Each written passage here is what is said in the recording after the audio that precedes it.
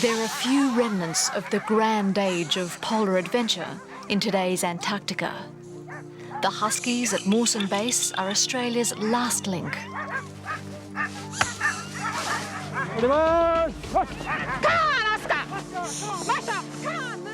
But nearly 40 years of faithful service, hauling explorers and scientists, hasn't ensured them their frozen home. A new international conservation plan brands the Huskies a threat to wildlife, and the Australian government wants the dogs out by 1994.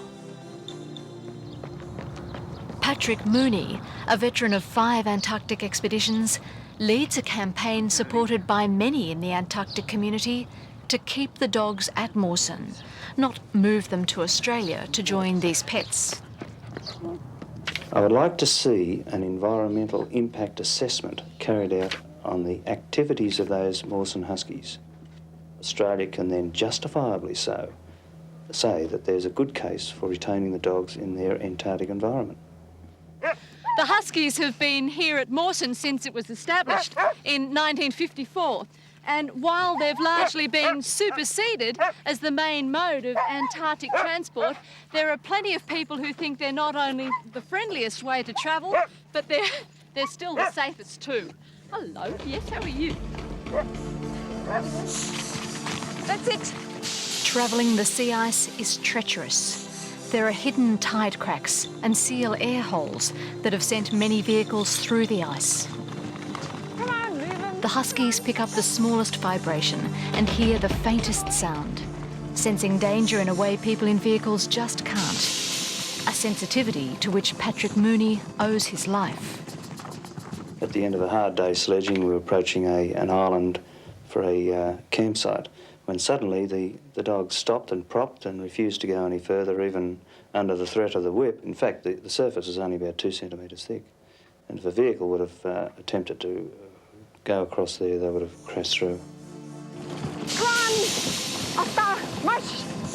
Dr. Penny Greet is a physicist who last winter at Mawson became the first woman to lead and train the dog teams.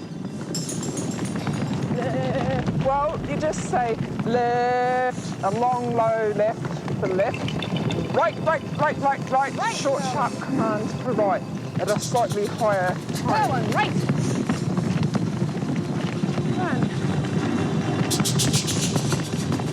And then if you want them to really work to pull on soft snow or something like that, you say mush, mush, mush, mush, mush. Come on, move them. Come on, mush up. And right from the start, the dogs are trained not to disturb, let alone attack wildlife. Come on, Oscar. Come on, Guha, mush up. Many of these trips are to study seal and penguin breeding colonies on the sea ice.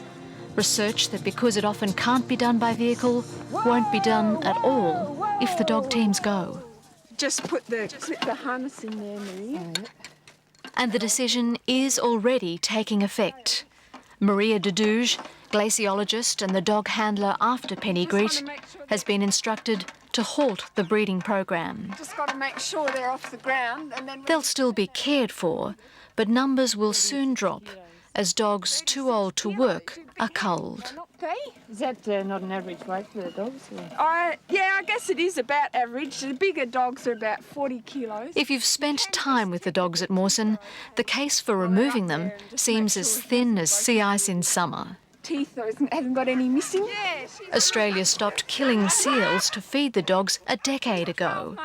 Their frozen food is all shipped in. Pedro! You've been ignored, eh? Instances of dogs escaping their leashes and attacking wildlife are very rare. And after nearly 40 years in virtual quarantine from disease, there's really no chance the dogs will suddenly infect Antarctic animals. But if they must go, the dogs' best friends would rather they be brought to Australia as teams than put down or sold off to Arctic countries. Their exploration work resulted in most of the territorial claims that we have in the Antarctic today. And we owe a lot to those huskies, and we shouldn't let go of that historical link.